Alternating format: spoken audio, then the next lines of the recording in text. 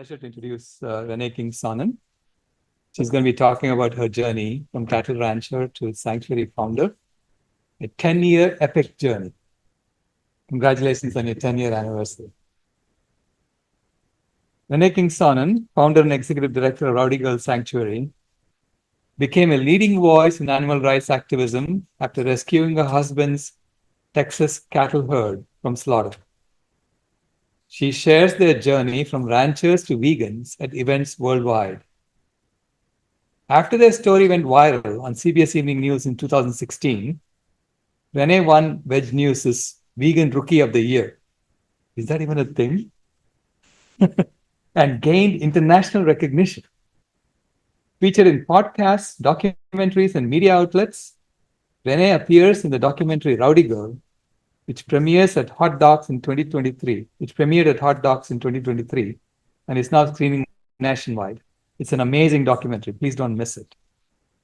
Her memoir, Secret Diary of a Cattle Rancher's Wife, is represented by Amy McConnell, a literary agent known for working with best-selling authors and shaping award-winning books. For screening dates, visit rowdygirlfilm.com. Welcome, Renee. Thank you. Thank you. Here. Okay. Just, yeah, if you hold it right here, it's better. Hold it right there. And do I need to hold this one too? I do, don't I? Start around, Huh? getting a little too low volume. Okay. I can hold both.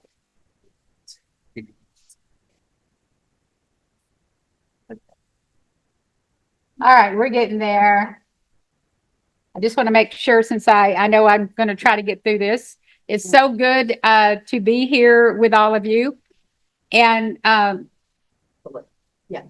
the transition to a cattle ranch, from a cattle ranch to a sanctuary, has been one of immense awakening, suffering. I know that what happened to me is that I had a spiritual awakening on a cattle ranch. The transition, for those of you that don't know my story, you can get on our website, rowdygirlsanctuary.org, and you can find those, the CBS Evening News story, you can find ABC, you can find all of the things. We were recently, there's just so many stories. I'm so humbled and honored that that's happened. But for the sake of what I'm going to talk about, because we are in our 10th year, I went vegan October 31st, 2014. And that started the time bomb ticking for my husband, who eventually made the journey himself. On May 2nd, 2015, he went vegan. Yeah. So on Halloween Day, though, it was quite interesting. Halloween's always been one of my favorite holidays. And so the powers that be were they had a very good sense of humor to pick that day for me to go vegan. Because it was like a horror movie the day I walked into my mother-in-law's house and she was serving beef stew. I had just watched Dr. Melanie Joy's dissertation on carnism, where she told the story of a family enjoying beef stew around a kitchen table. And they were all loving the beef stew. And one of them said, "What's the recipe? This is so good." And when she said that, the lady of the house said, "Oh, thank you for asking. You start off with a pound of very young golden retriever." Well, as a cattle rancher, I had been watching slaughterhouse videos for several months, probably almost a year. Because like I said, it was a spiritual awakening. It looks like I went vegan overnight, but it really took me years because of the oppression that I, along with many, many others, are subjected to in the cattle ranching industry. You don't go vegan on a cattle ranch. That's not something, you do. And so when I was at my mother-in-law's house, I had just watched this dissertation.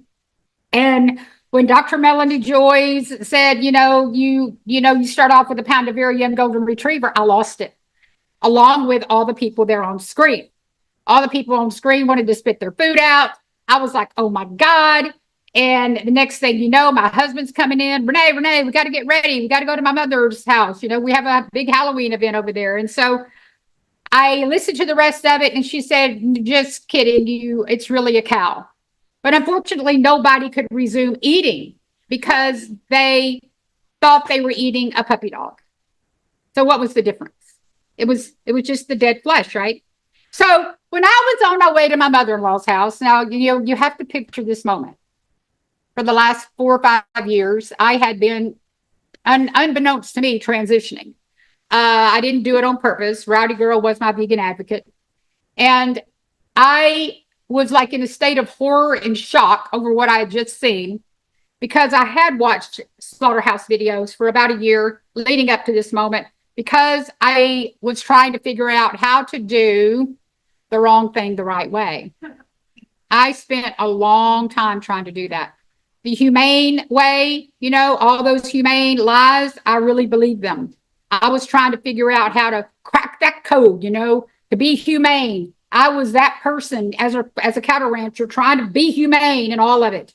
And I couldn't figure it out. Every time I turned around, I was beating my head up another door, where, the eggs, I thought, well, eggs, but no, the baby chicks are macerated, the male chicks. And, well, milk, what's wrong with milk? Well, comes to find out all those calves are either killed on the spot or they're put in, wheel crates. And, I just couldn't figure it out. I tried, y'all. I tried really, really hard to do the right thing the wrong way. So on my way to my mom-in-law's house, I was in a trance over all those slaughterhouse videos, and then particularly the one by Dr. Melanie Joy. I walked into my mother-in-law's house, and all the kids were there in their costumes. They're having a good time. Everybody's talking, and my mother-in-law comes out with a pot of beef. You don't make this up, okay? This is like on Halloween Day. And my heart started beating. My eyes started like rolling back in my head. I was like, can't eat that. There's no way I can't eat that. And my mother-in-law, her name was Effie, God rest her soul. She said, well, why not, Renee? I said, because it's got floating dead, hacked up animal bodies in it. And I can't eat that. Just like that. I said that. Everybody in the room, deathly quiet. All the kids, all the grown-ups, everybody looked at me like, and I was like, what? And my mother-in-law was like, what did you say? I said, it's got floating dead, hacked up animal bodies in it, and I can't eat that. And my mother-in-law was like, oh, well, you can pick it out.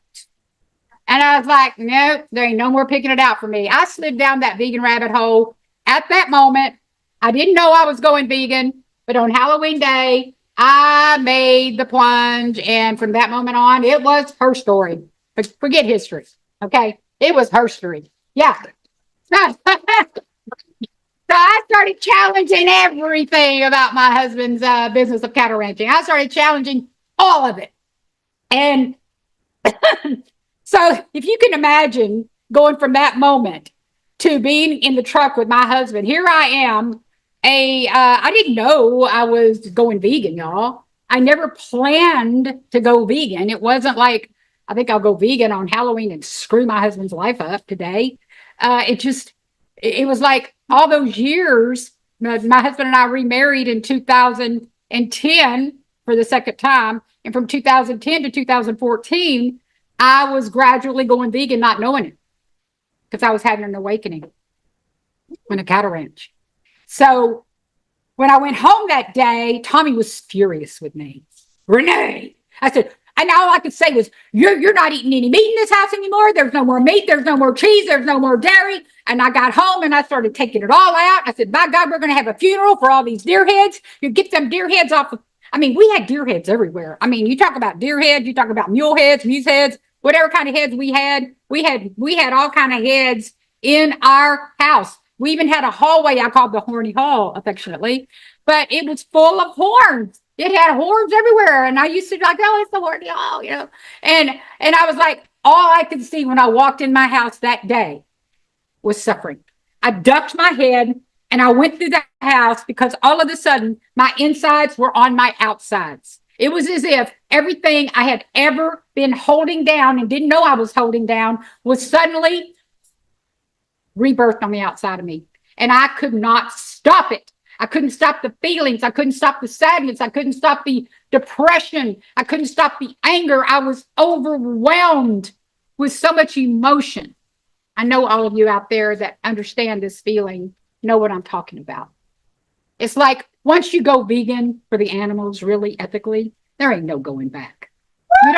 You don't, yeah. You don't one day, wake up and go, well, I think I'm going to eat some cheese today. I'm having some protein deficiency. Or what? No, you figure it out. You call PCRM. I mean, there's all kind of ways to eat vegan and be healthy. And so anyway, so that day I made my husband, I live in hell, May 2nd, 2015, y'all. He went vegan. Between October, though, and May, what happened was... At one point, I think it was in December, I believe, when I talked to Howard Lyman, who is a freaking powerhouse vegan that had a cattle ranch. He had a cattle operation. He didn't turn it vegan, but he sold everything, got out of business, and became, one of the world leaders in our movement. And what I didn't know, though, was how hard he was going to be to get a hold of. On Christmas Eve, I was determined to get a hold of him. I'd been trying. And finally, he answered the phone when I was cooking my first vegan Christmas. And he said, hello, this must be Rowdy Girl. And I was like, how did you know? He was like, well, you only called me about 6 or 7 times. And I feel like on Christmas Eve, it must have been urgent. So I'm answering the phone.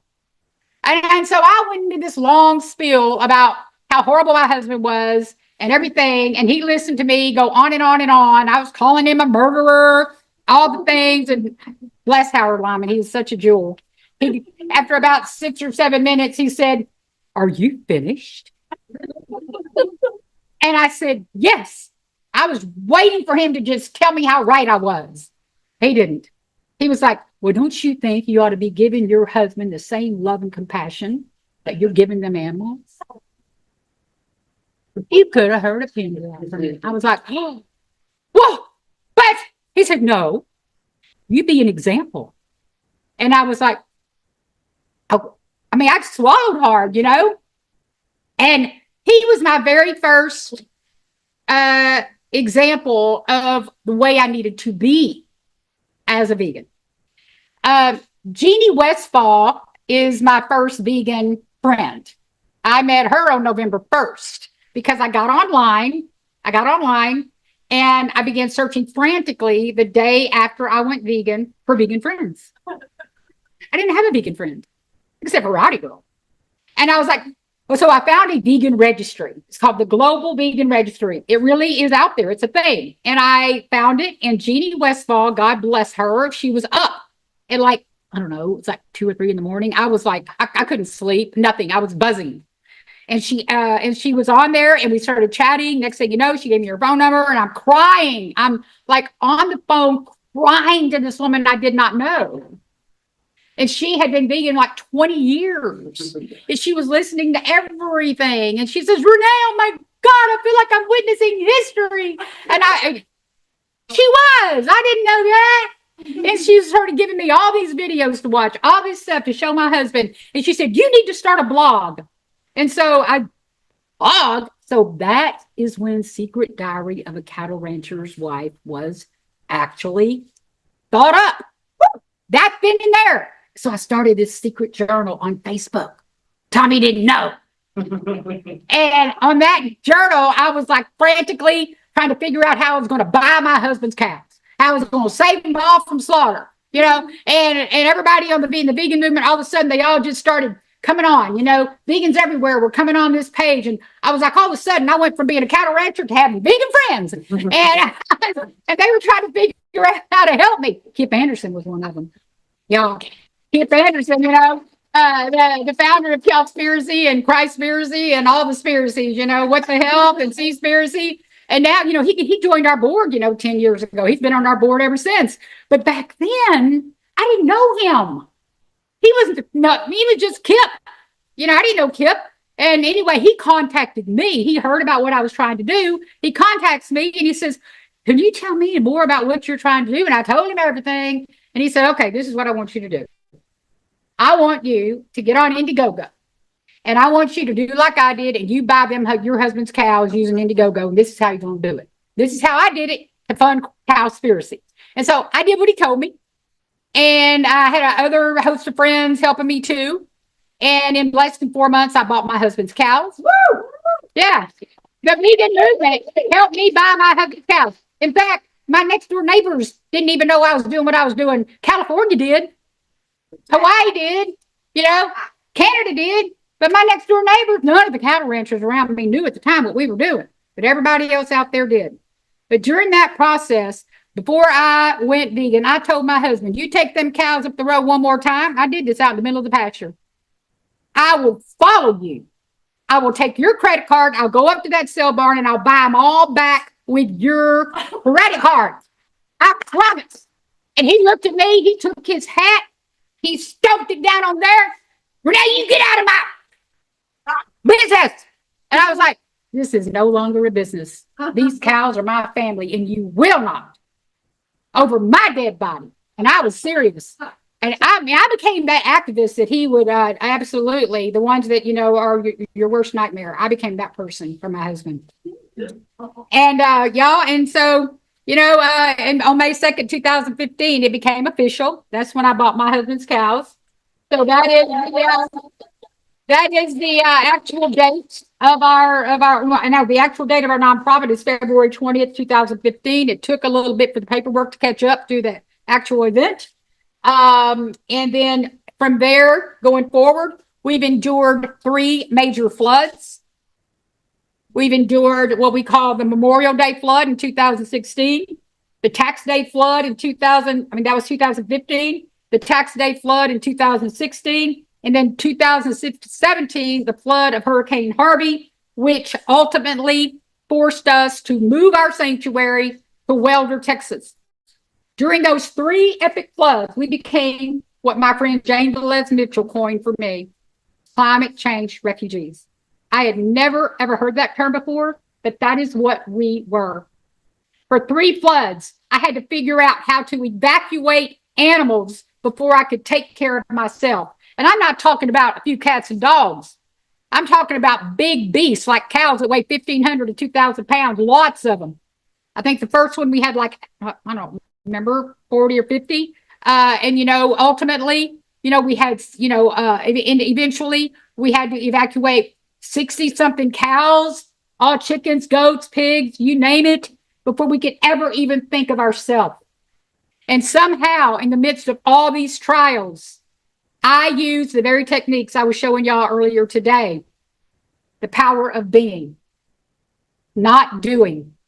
I used the power of being. I knew that my higher power didn't bring me all this way to do this work I was doing, to drop me on my face. I was very upset with God during that 3rd flood, because the 2nd flood, I said, God, don't you ever put me through one of those again. I talked to him just like that, or her. I talked to him, her, it, all of it. I talked to all the things that make God, and I said, don't you ever, I cannot do it again. I will end up in the hospital. Well, guess what? I should have never said that, because that 3rd flood, I couldn't believe it. We just bought that property in Welder, not even a month prior. We were going to plan and stage the move. That didn't happen. I got on my knees that day when I realized we were going to go through another evacuation. And I heard from my higher power, Renee, it's no longer in the moment for you. There's no more one day at a time for you. It's between the seconds. I learned to live my life between the seconds. That 3rd flood, when we had to not only evacuate, but move our entire operation, was something I didn't think I could ever do. But you know what? I didn't do it. None of us are doing any damn thing. We are manifestors and we are being.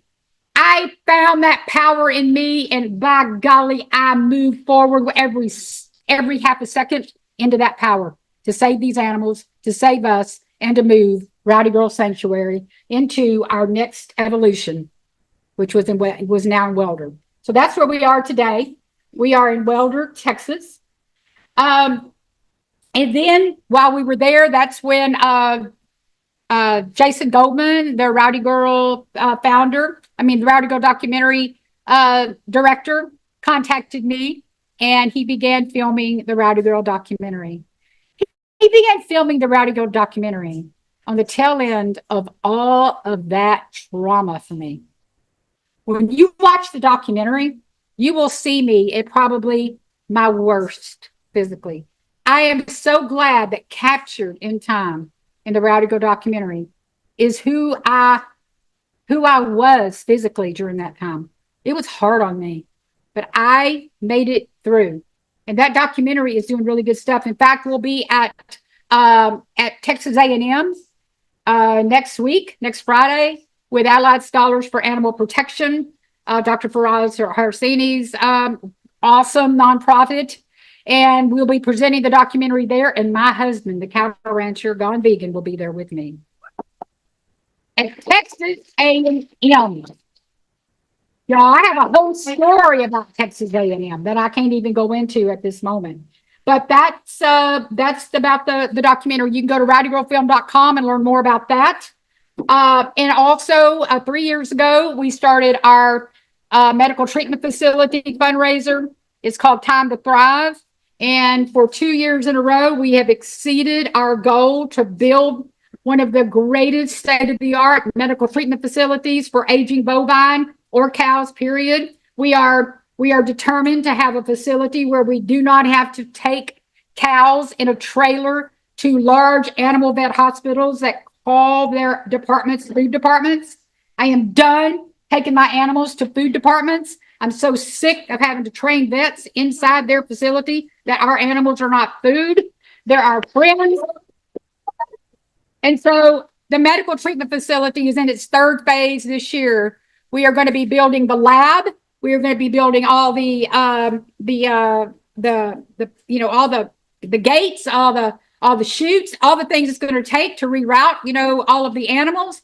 And then ultimately we'll be putting in a hydraulic squeeze chute next year.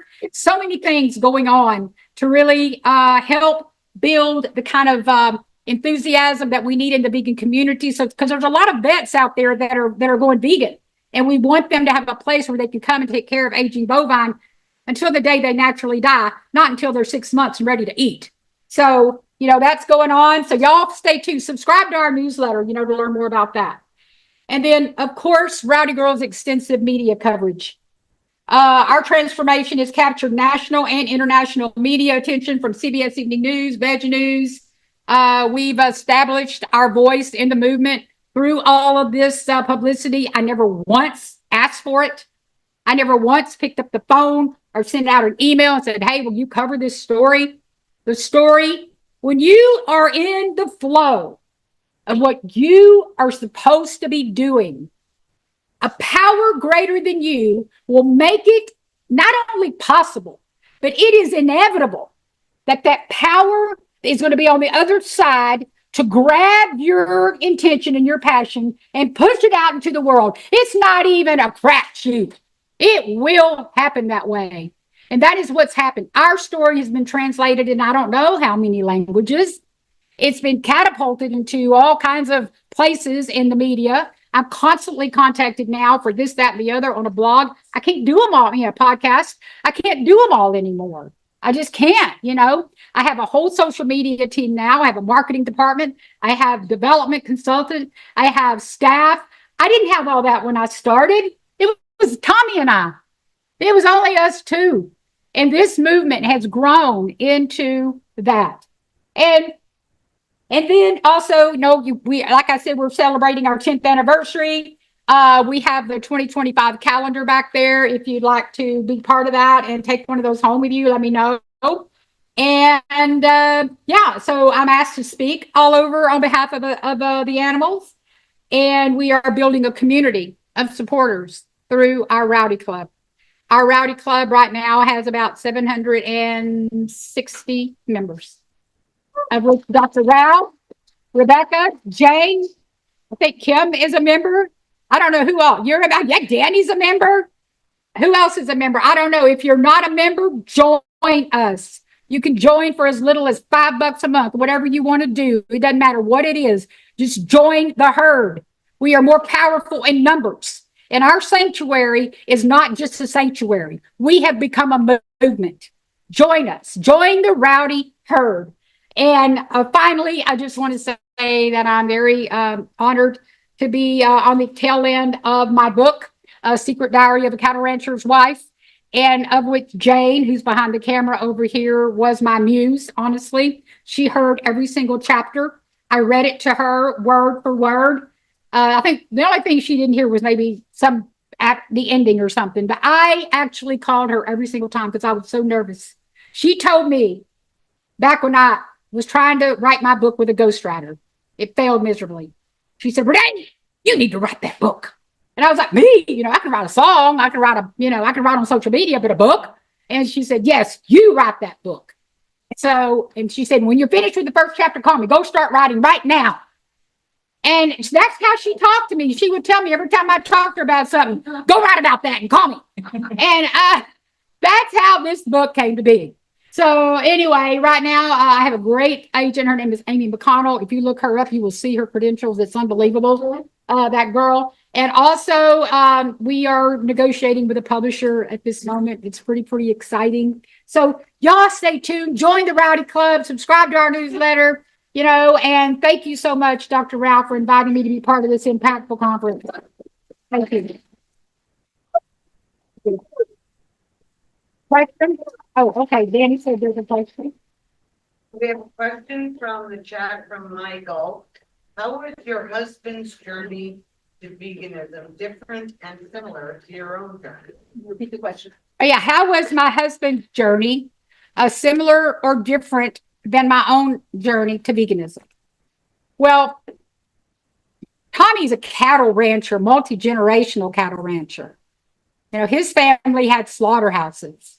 His family, moved cows from San Antonio back in the late 1800s, to Houston and to Alvin. They had the brands. They were real bona fide cattle ranching family. I married into it, and so I was the yoga teacher. I was always studying yoga. I knew about ahimsa. I'd even had a raw diet in the past, which I am raw now. But at that time, years ago, I had practiced all these different things. So I was more receptive to the idea of ahimsa. And so when I started having my relationship with Rowdy Girl, the calf, she became like my child. And I started seeing Rowdy Girl like my dog and cat. And Tommy was a rough and tough cattle rancher. Even though he loved the animals, believe me, he loved them and killed them. That's the difference. Tommy Sonnen was the type of person that, he went vegan because my evolution to veganism was so profound. We had already been married once. Here we are in our second marriage. We didn't think anything was going to break us up. And me going vegan was, worse than having an affair. Honestly, I think he'd have preferred that. But I know, right? But I'm serious. It's that kind of betrayal. And so for Tommy, going vegan was betraying his family, was betraying tradition, it was an act of betrayal. So, but he did it, y'all. But he didn't do it at first for the animals. He did it for his health. Dr. T. Colin Campbell in Forks Over Knives is the one that turned that boy around. And now I'm here to tell you, on the outside looking in, I wish I had a camera over me all the time, watching my husband love these animals. Yeah. Yes. But can you describe being out in the field and what that was like when you communed with the cows and the moment of awakening? Can you repeat that question? When I was out in the field communing with the cows, what was that like on my when I had that spiritual awakening, when I finally started waking up, the process of the awakening? Rowdy Girl, I acquired Rowdy Girl for $300. And the reason I bought Rowdy Girl was so that I could become a good cattle rancher. Tommy wanted me to be part of the ranching business. And so he manipulated me into buying Rowdy Girl because I don't have any kids of my own. And I thought when I heard him say there was a baby calf that needed a mama, I was like, oh. And so I went to see this calf, and there was not only one, but there was two. And I bought them, brought them home. So the difference is I really began to see the herd through Rowdy Girl's eyes. My husband just saw a herd. Most people just see a herd of cattle. They just see a herd. It's meant that way. We're programmed to see herds, not individuals. The way I went vegan, the way I started waking up is I started seeing them as individuals. I really, through Rowdy Girl, started seeing them one by one. And I started naming them. And I'd come home, my husband would say, Renee, you got to stop naming them cows, because I'd come home saying, here's, Brownie, here's, Red, I had all these names for the cows, and he didn't like me naming the cows. So the real difference is that I started seeing them as individuals. It took him a while to do that. Yeah. Any other questions? Oh, time. All right. Well, if you do have any other questions out there, please email me at renee@rowdygirlsanctuary.org. I'm very responsive. Follow me on all the social media, Instagram, TikTok, Facebook. One more question so I can get a wide shot because I have no wide shots of this. 1 second. 1 second. Okay, we're going to do one more question. Unchained TV wants to do one more question so she can get a wide shot. So is there one more question? Dr. Rao. Yes. So why does Tommy say that veganism got shoved down the throat? So Dr. Rao asked me, he says, why did Tommy say that veganism got shoved down his throat? Well, what he says actually is veganism was shoved down my throat. I chewed it up and I liked it. That's what Tommy says. I even made a t-shirt like that. And the reason he said that is because he loved me so much, y'all. We are really soulmates. But that man, to his credit, he listened to and watched every documentary I put in front of him. He watched Cowspiracy. He watched Forks Over Knives. He watched Vegucated. He watched Food Matters. He watched Howard Brown's Peaceable Kingdom. He watched Speciesism. And ultimately, y'all, that man couldn't get through Earthlings. He could not get through it. And so he says veganism was shoved down his throat because I was relentless. Yes. Just real quick, could you, your contact info, I'd like to put it in the chat. Renee at rowdygirlsanctuary.org. Yeah, .org. Yeah, so that's really the gist of it. I don't really recommend that everybody be the kind of person I was toward their husband or their wife. It was the magic ingredient for us. But that doesn't mean it's going to be the magic ingredient for you. I always want to qualify that because I don't want people running out of here, going home and telling your husband you're a murderer. I mean, I was that person, that's why it was shoved down his throat. But anyway, thank you all so much. Appreciate it. Thank you.